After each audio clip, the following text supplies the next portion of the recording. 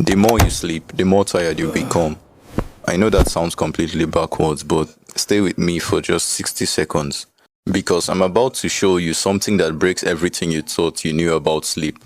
Did you know that there are people sleeping 2 full hours less than you every single night, waking up with more energy, sharper focus, and absolutely zero need for coffee? How? That's exactly what we are getting into today. 8 principles that are all backed by science. Let's go. So, here's the thing. Japan is consistently one of the least sleep hours countries in the entire world. Their average around 6 to 7 hours a night. Meanwhile, most Western health advice is still out here telling you to get 8 to 9 hours minimum. And yet, Japanese adults show up sharp, stay focused, and function at ridiculously high level every single day. So what's actually going on? It's not genetics, and it's not some ancient secret. It comes down to how they sleep, not how long.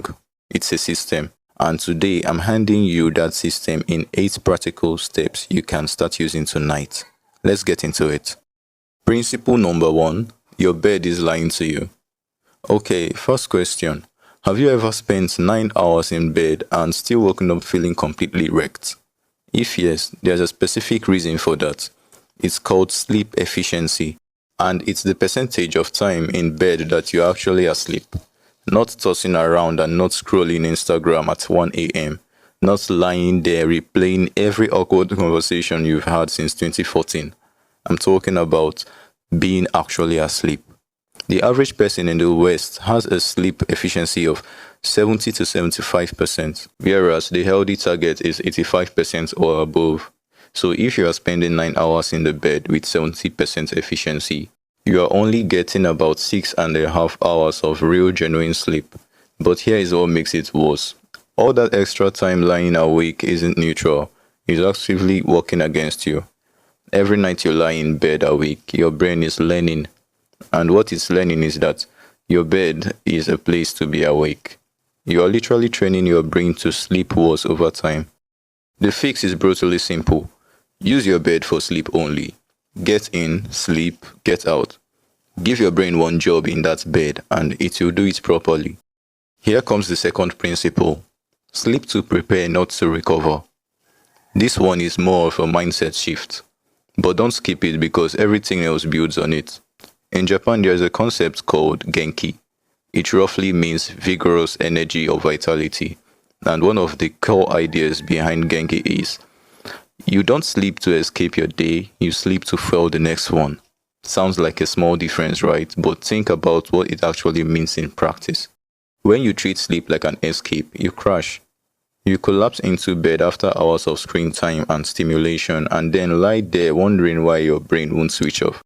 But when you treat sleep as preparation, you start protecting it. You wind down deliberately, you keep a consistent bedtime. You stop treating the thing that's supposed to recharge you like an afterthought.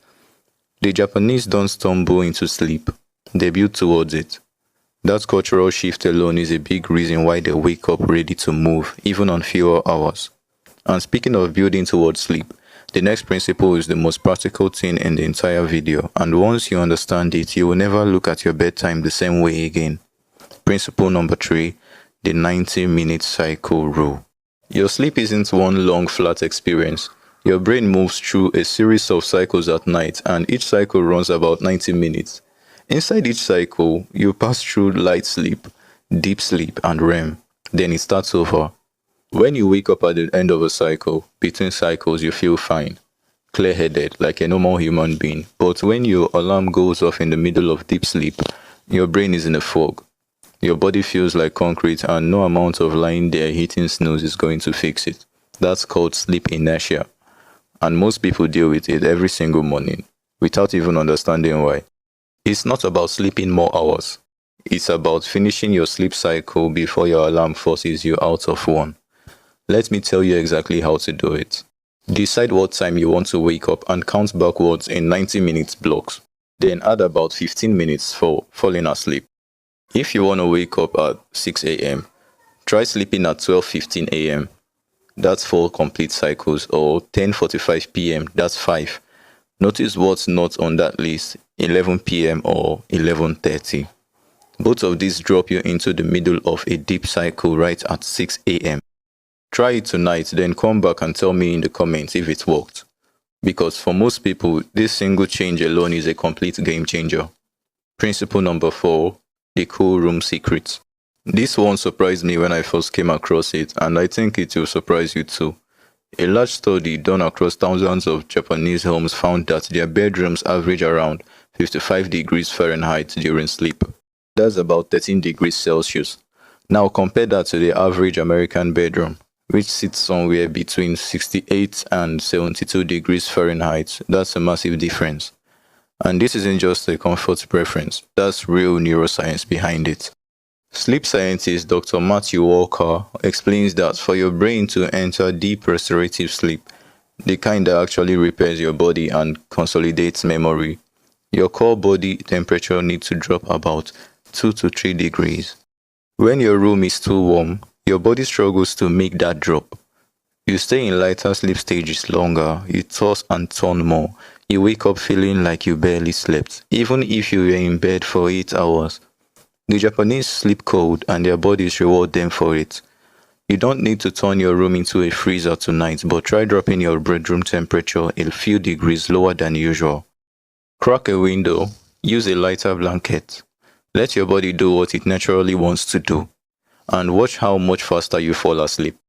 Principle number 5, the warm bed trick. This one sounds counterintuitive, but stay with me. In Japan, taking a warm bath in the evening isn't just a hygiene habit.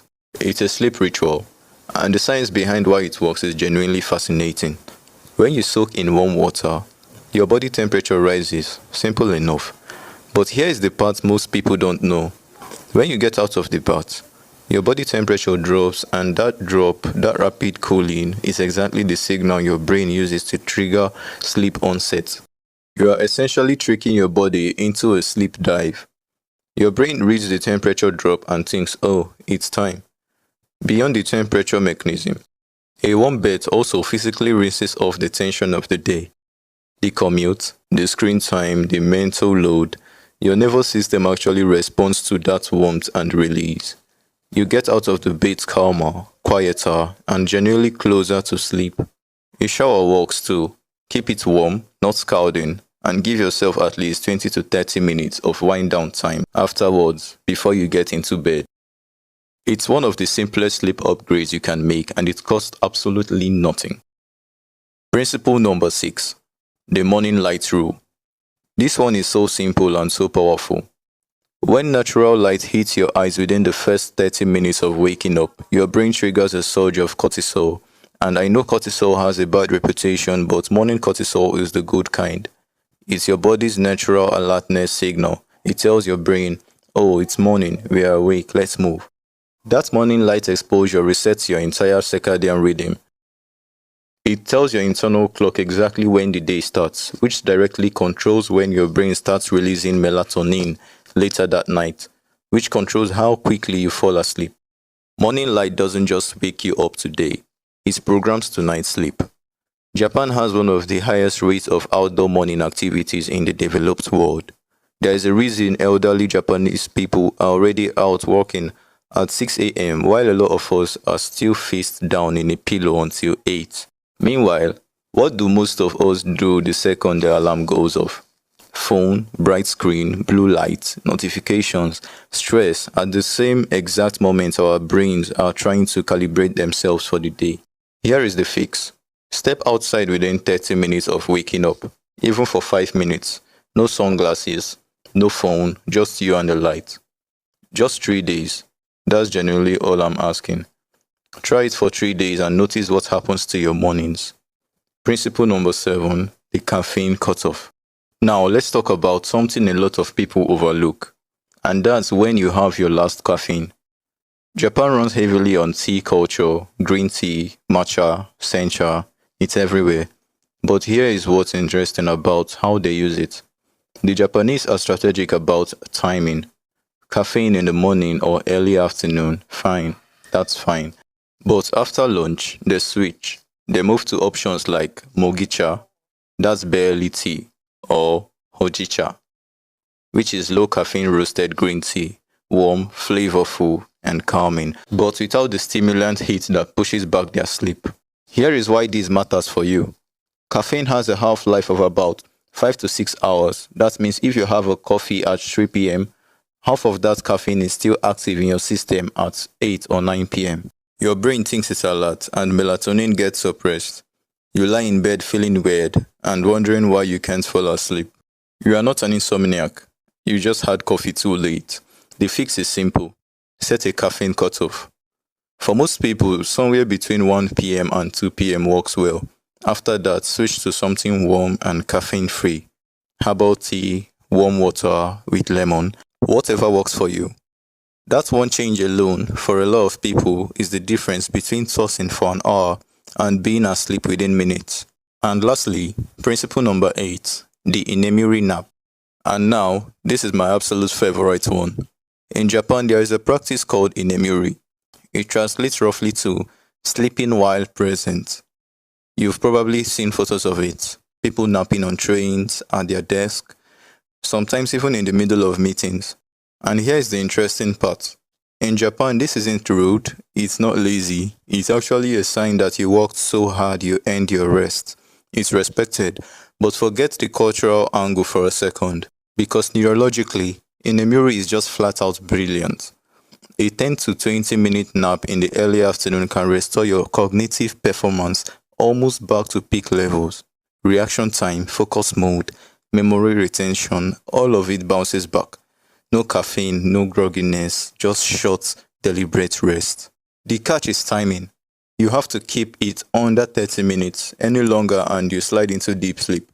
And then you wake up feeling worse than before you laid down. Set a timer 20 minutes, lie back or recline. Even if you don't fully fall asleep, your brain still benefits from this rest state. This is how the Japanese maintain high performance on 6.5 hours of night sleep. They don't just sleep less, they sleep smarter. They stack their rest in a way that actually matches how the brain functions naturally. Alright, quick recap. 8 principles, let's run them back fast. 1. Stop spending extra time in bed awake. You are training your brain to fight sleep. 2. Sleep to prepare for tomorrow, not to recover from yesterday. The mindset shapes everything. 3. Structure your sleep in 90-minute cycles. Wake up between cycles, not inside them. 4. Cool your room down. Your body needs to drop temperature to reach deep sleep. 5. Take a warm bath before bed. The temperature drop after triggers sleep onset. 6. Get natural light in your eyes within 30 minutes of waking. It programs that night's sleep.